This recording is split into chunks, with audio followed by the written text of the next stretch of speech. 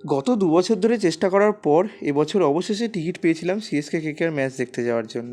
আমি ধোনি ভক্ত, ধোনিকে একবার লাইভ স্টেডিয়ামে দেখাই ছিল আমার মূল উদ্দেশ্য। স্টেডিয়ামের বাইরে তো বোঝাই যাচ্ছিল না যে এটা কেকেআরের হোম গেম। চারিদিক হলুদ, স্টেডিয়ামেও বেশিরভাগটা হলুদই ছিল। স্টেডিয়ামে যখন ঢুকলাম প্লেয়াররা প্র্যাকটিস করছে, দেখলাম আশ্বিনকে, নূর আহমেদকে, কিন্তু মাঠে তখনও ধোনি নেই। প্র্যাকটিসের জন্য মাঠে ধোনি আসতেই গোটা স্টেডিয়াম ফেটে পড়ল চিৎকারে।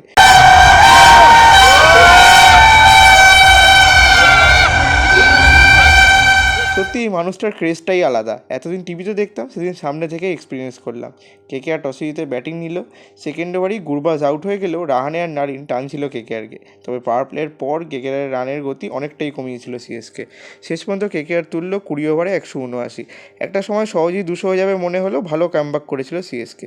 এদিকে শেষ 2019-এ 175+ স্কোর চেস করেছিল সিএসকে। ইনিংস ব্রেকে স্টেডিয়ামের সমস্ত লাইট অফ করে হলো ছোট করে একটা লাইট শো, আর তারপর টিফোও তোলা হলো ঠিক আমাদের গ্যালারির ওপর দিয়েই।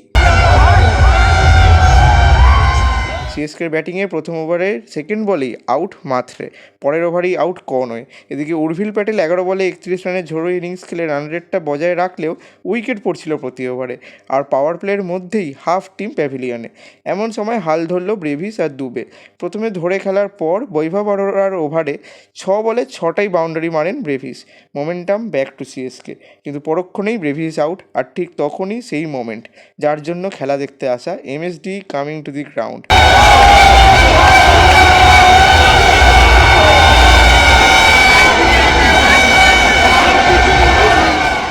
রানের প্রেসার তখন সিএসকের ওপর তেমন নেই, রানা বল সিচুয়েশান। দুবে আর ধোনি ধরে খেলার পর শেষ ওভারে দরকার ছিল 8, ধোনি অন স্ট্রাইক আর ফার্স্ট বল 6।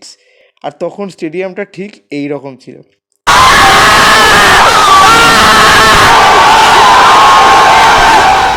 সিএসকে ম্যাচ জিতলো, একটা পয়সা উসুল ম্যাচ এক্সপিরিয়েন্স করার পর এবার কিছু খেতে হবে। স্টেডিয়ামে থেকেই 20 টাকা দিয়ে কিনলাম পাউভাজি। পাউভাজি বলতে পাউরুটি আর আলু তরকারি আর কি। তারপর স্টেডিয়াম থেকে বাইরে বেরিয়ে খেলাম একটা আইসক্রিম।